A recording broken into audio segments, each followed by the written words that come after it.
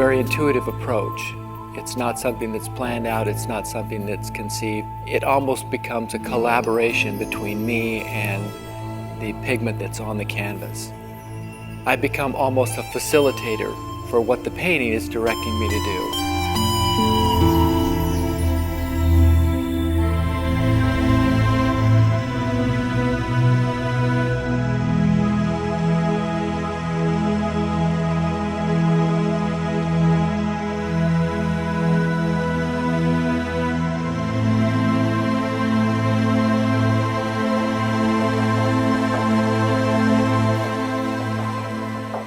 These surfaces that I'm building, the mind will continue to look for recognizable imagery.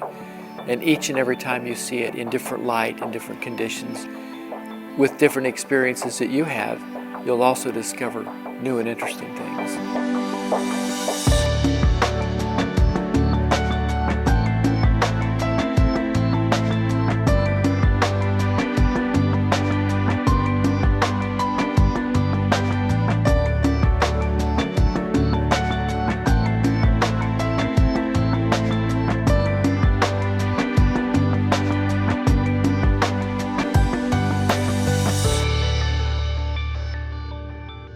I have to spend a great deal of time looking at the canvas, and I'm looking for these figurative elements.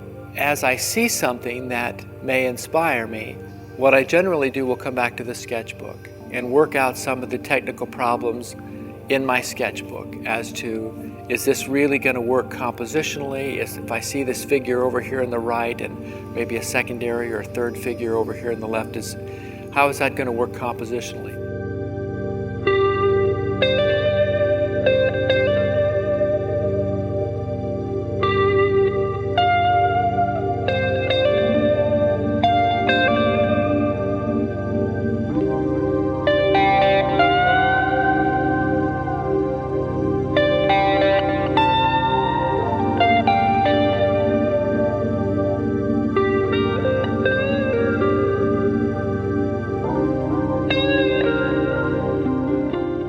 I think the gestural quality of the hands are very, very important to me. The position of the hands, what they're saying. They can convey a great deal of information just on how they're held, how they're positioned, whether they're inviting someone in, whether they're pushing someone away, whether they're open and receptive, whether they're emotionally closed off. I think that the hand, relative to the position of the body and how it's held, in itself can convey a great deal of aesthetic information.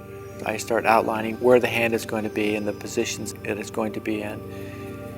And then I come back with thicker and thicker pigments and carve in these areas around the hands, around the figures, and let the figure kind of emerge.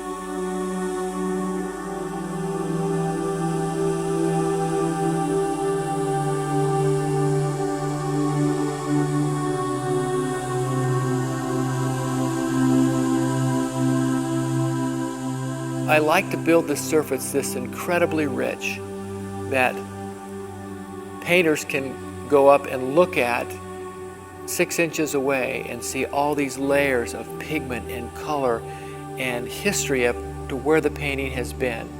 I try to create this beautiful surface with a large variety of brush sizes, of brush strokes. I like paint to run and drip. One of the reasons I scratch back into the surfaces is to reveal the history of where that painting has been. The viewer now wants to make order out of all this chaos. And by doing so, they will discover things that only they've discovered in the painting.